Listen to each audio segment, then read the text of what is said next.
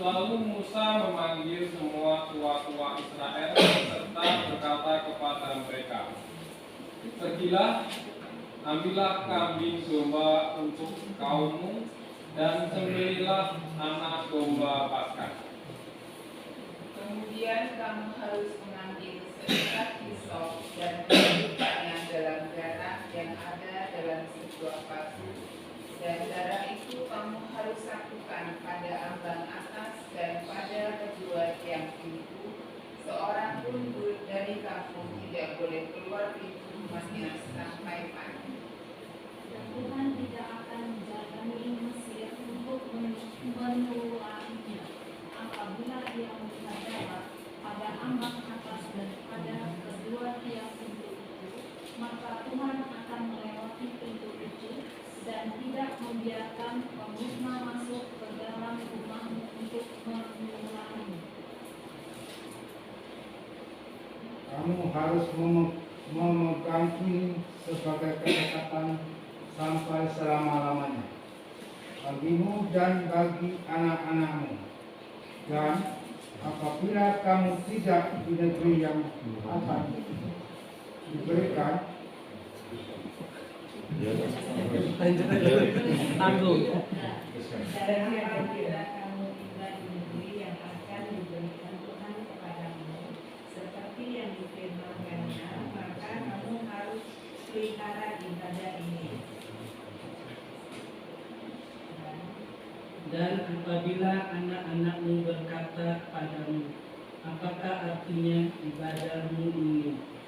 Maka haruslah kamu berkata, itulah korban Paskah bagi Tuhan yang melewati rumah-rumah orang Israel di Mesir, ketika ia menulahi orang Mesir, tetapi menyelamatkan rumah-rumah kita.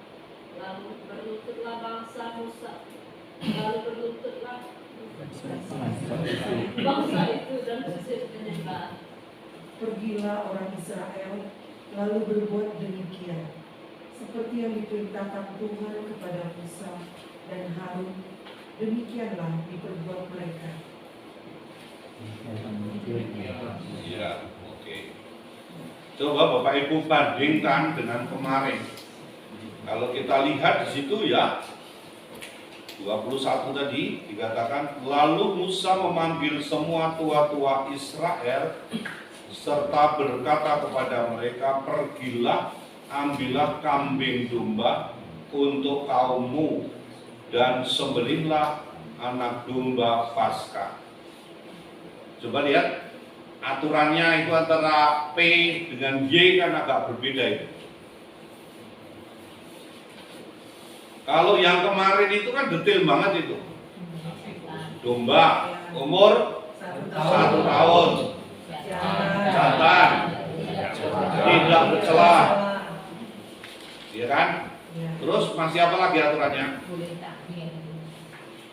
Boleh kambing atau domba, ya kan? Apalagi yang penting Dikurung 4 hari. dikurung 4 hari mulai tanggal 10. Nah lihat ini di dalam Y itu kan nggak ada aturan itu kan. Coba lihat, Paskahnya itu agak berbeda, membuatnya lebih simpel. Iya, anak domba Paskah gitu ya. Ya kan? Di sana dibuat lebih simpel. Jadi, ambillah kambing domba untuk kaummu dan sembelihlah anak domba Paskah. Tidak dikatakan umurnya, gitu. Tidak dikatakan tidak bercela atau yang lain-lain, tidak dikatakan aturan-aturan.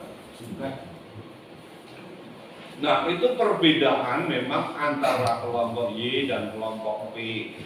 Kelompok P ini kita tahu bahwa dia adalah kelompok para imam yang memang aturannya itu kalau berkaitan dengan ibadah itu strict. Strict itu apa ya? Ketat, nah gitu ya, ketat, disiplin ketat gitu. Jadi enggak seperti yang terjadi pada Y. Kapan nyembelihnya? Sore hari. Sore. Nah, ya, pasti kalau sore itu yang karena sore itu selalu dihitung hari berikutnya. Ya. Lalu kemudian kamu harus mengambil seikat hisop dan mencelupkannya dalam darah yang ada dalam sebuah pasu, dan darah itu kamu harus sapukan pada ambang atas dan pada kedua tiang pintu. Nah, itu disapukan. Jadi diberi tanda untuk rumahnya. Nah, terus ada aturannya itu di situ.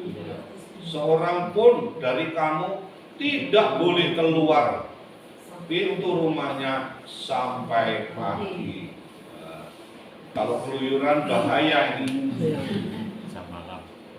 Isop sama pasu itu apa sih? Hisop itu yang untuk ini, pasu itu tempat adatnya itu. Wadahnya. Seperti kalau tempat kita itu kan punya hisop itu yang ada tempatnya kayak ember itu loh. Ya. Ember. Dekat kok. Kalau untuk berkat percikan itu. Ya, dua-duanya ada kaitan dengan waktu penyaliban Yesus. Ya, nanti kan simbolnya sangat jelas bahwa darah itu, tanda darah itu menyelamatkan. Kalau yang kemarin kan nggak begitu kelihatan, ya kan? Jadi tanda darah itulah yang nanti menyelamatkan. Darah kambing yang ada di depan pintu itu, palang pintu itulah yang menyelamatkan ketika tadi ya yang penulah itu datang itu berkeliling. Maka itu harus di rumah supaya tidak ketemu dengan yang mau mulai. Jadi jangan keluyuran itu dikurung. Orangnya itu berada di dalam rumah. Kalau keluyuran itu bisa ketangkap dengan penulah maut itu. Datang Satpol PP. Tidak selamat dia. Romo bilang tadi kan yang kelompok P itu apa dominan para imam yang cenderung ketat. Kalau kelompok Y? Kelompok Y itu tidak pakai aturan seketat, sedetail ya. Mereka orang-orang biasa aja gitu. Ya bukan orang biasa. Tadi kan para Tapi imam. di kelompok itu aturannya itu karena itulah perbedaannya ya. Jadi tradisi antara tradisi yang satu dengan tradisi yang lain itu dari 4 tradisi itu berbeda-beda. Kalau kita lihat Y itu kan memang benar-benar apa ya, Tuhan aja itu begitu dekat gitu. Cara memandang Allah itu sangat berbeda di masing-masing kelompok. Ada yang begitu Allah itu transenden, nggak bisa tersentuh. Tapi bisa juga Allah itu begitu imanen, begitu dekat, bersentuhan, bahkan digambarkan seperti manusia. Sosial jalan. Ya, bergaul. Nah itu, bergaul dengan manusia itu. Nah, kalau di dalam Yesus itu kan sebenarnya kita menemukan Allah yang transenden sekaligus imanen.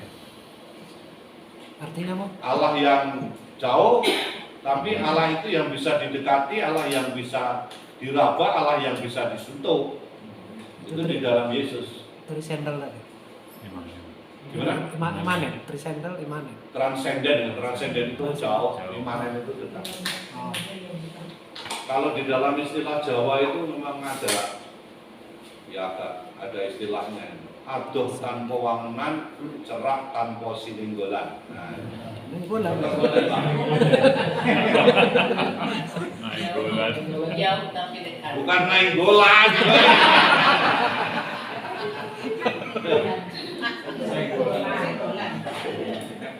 Jadi adoh tanpa wangunan itu berarti kan jauh, tidak ada batasnya. Telah tanpa sininggolan itu dekat sebenarnya, tapi itu tidak bisa singgolan. Itu kalau di kalangan orang Jawa, tapi kan Yesus yang kita miliki itu bisa disenggol. Yesus yang kita miliki itu bisa dipeluk, bisa dekat, bisa memeluk juga dia. Jauh tapi dekat. Jadi waktu dekat di hati. Dirasakan jauh itu ketika bersama dengan Bapa itu kan jauh loh. Tetapi ketika dia turun menjelma menjadi manusia, dekat, sungguh dekat. Karena bisa dipeluk dan bisa memeluk.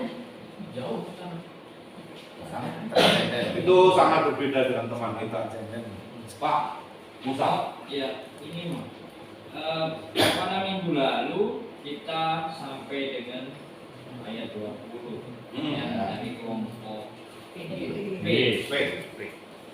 Tetapi saya tidak melihat detail tentang yang jarak depan itu. Pada kelompok Y itu praktis langsung, artinya inti dari itu yang disampaikan. Kedua, di sini disampaikan bahwa hal ini diteruskan ke anak-anak untuk ke depan. Ya. Nah, apakah budaya ini sampai hari ini di Israel itu atau di ini masih berjalan? Betul. Berarti mereka potong korban, colet itu darah itu. Ya. Oles. Masuk yang tradisinya P itu dijalankan bersama-sama. Nah, kalau kita misalnya lihat warisannya itu, misalnya nanti di dalam perjanjian baru juga kita masih melihat warisannya. Misalnya itu kayak di Efesus 5, itu nanti kita bisa menemukan itu. Misalnya, kamu itu firmanilah istrimu itu, basuhlah istrimu dengan firman. Itu kan kaitannya dengan seorang suami, bapak keluarga yang tadi memimpin ibadat gitu ya.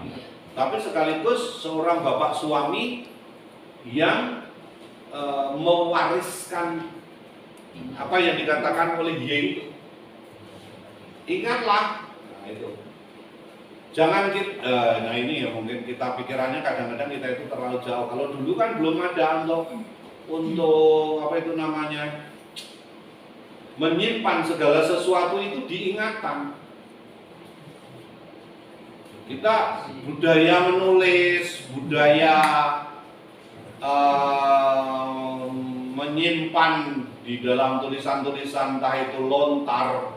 Kalau kita lontar ya, kalau di sana papirus, terus batang gelaga, atau di batu, atau di yang lain-lain itu kan baru muncul sekitar abad 10 itu paling ramai. 10 sebelum Masehi loh Pak ya.